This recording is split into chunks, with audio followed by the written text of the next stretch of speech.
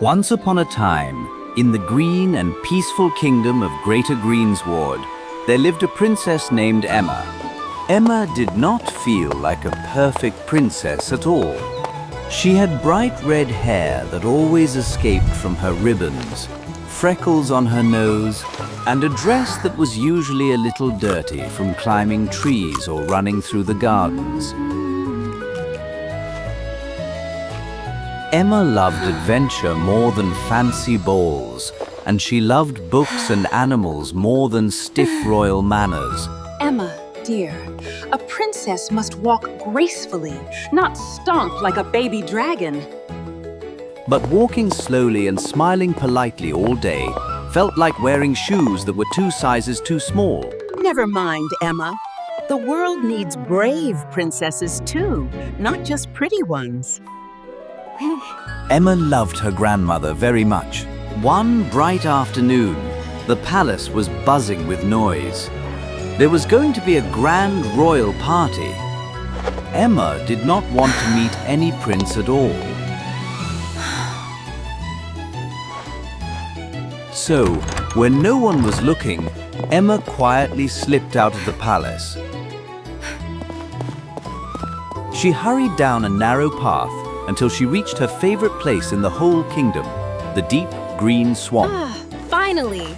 No music, no dancing, no silly princes. Just me and the frogs. The swamp was calm and cool, with tall reeds, croaking frogs, and dragonflies that shimmered in the sun. She leaned back and listened to the gentle sounds of the swamp. Yes, I hear you, little frogs. Excuse me, princess. Who said that? Down here, your highness. Hello? You can talk? Huh? Yes, indeed. My name is Edric. Prince Edric, actually. I am very pleased to meet you. A talking frog that claims to be a prince. Of course. I must have eaten too much cake earlier. Please, wait! I am truly a prince. A wicked witch cast a spell on me. Only the kiss of a princess can break the curse. That's just a silly fairy tale. And even if it weren't, why would I ever kiss a frog? Because you are kind and brave. And I really don't want to eat flies for the rest of my life. Flies?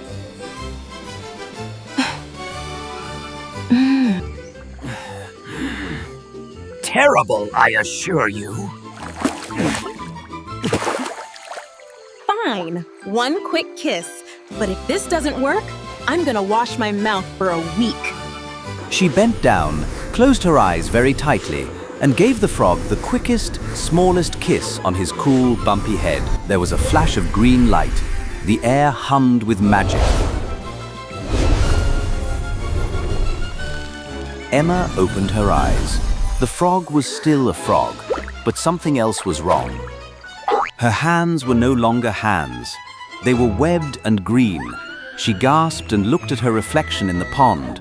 Staring back at her was another frog. No! No! No! No! I'm a frog! Oh, dear. What did you do? I don't know. This has never happened before. At least, I think it hasn't. Emma wanted to scream, but all that came out was a loud, furious croak. For a while, both frogs sat silently on their lily pads. Fireflies blinked around them. Emma finally took a deep breath.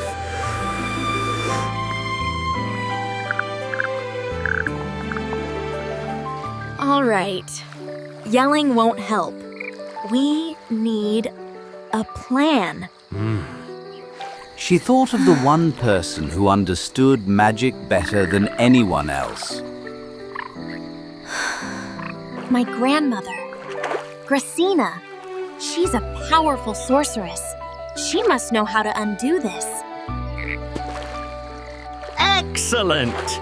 Then let us hop to her at once. She's not exactly easy to find. And we are, very small now. Edric puffed out his chest. Emma couldn't help but smile a little. Maybe, so the two frogs, Emma and Edric, began their strange journey through the swamp. The swamp looked very different from down near the water. Tall grasses were like giant walls. Pebbles seemed like boulders. But Emma was brave, and Edric was surprisingly good at finding safe paths. Along the way, they met many strange creatures. Little froggies, alone in the dark? A snake slid past them, its yellow eyes gleaming. Emma froze, but Edric stepped forward. We are royal and very important. Eating us would bring terrible bad luck. The snake paused, thought about it, then decided it did not want bad luck and slid away. That was, clever. Emma looked at Edric with new respect. I'm good in an emergency. Next, a huge dragonfly swooped down and almost carried Emma away. Edric leaped and pushed her out of the way just in time, Edric? tumbling into the mud. Are you all right? I've been slimmier. Let's keep going.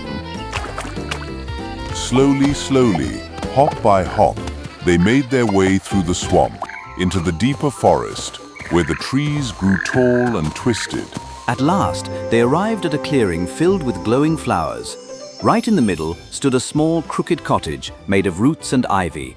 Smoke curled from the chimney in lazy blue rings. Emma's heart lifted. Grandmother's house. The door opened before they could knock. Gracina stood there, wearing a robe covered in leaves and stars. Her glasses sat crooked on her nose. Well, well. I wonder when you two will finally come here. Grandma, it's me, Emma. Emma blinked. Oh, my clever little girl. Of course it's you. Only you would visit me in the form of a frog. A witch cursed Prince Edric. I tried to help him with a kiss, but now we are both frogs. Can you turn us back to our original...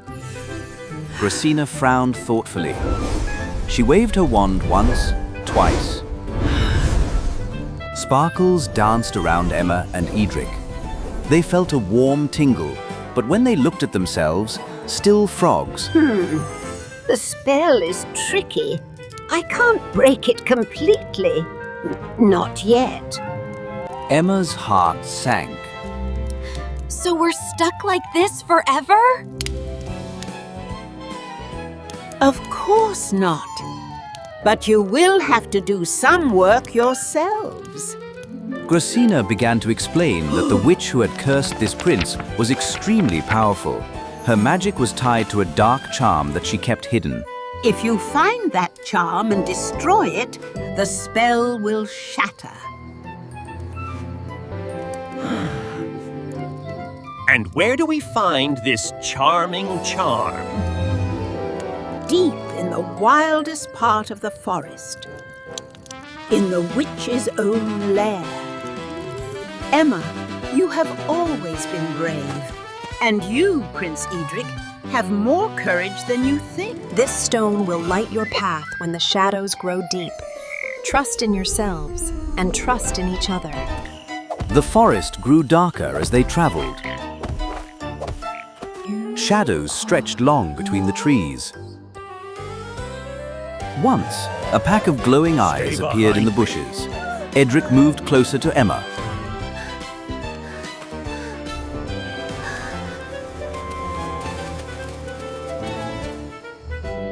You don't have to protect me. I know. I want to. They pushed on, following a path of twisted roots until, finally, a crooked tower came into view. Vines crawled up its sides. Bats circled the top like a living crown. The witch's lair. They crept inside through a crack in the wall.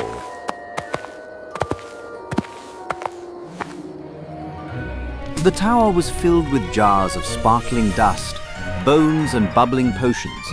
In the center of the room stood a black pedestal. Well, well, 2 little frogs in my house. How interesting. Not before I find out who sent you.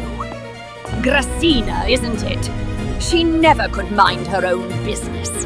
You cursed Prince Edric. You turned him into a frog. And your magic turned me into one too. We're here to end this. Big words for such a tiny frog. She raised her staff. Shadows twisted and swirled at the witch's feet. They exchanged a look, nodded, and split apart. Emma leaped toward the pedestal, knocking over a potion bottle. Smoke billowed up, making the witch cough violently. Stop!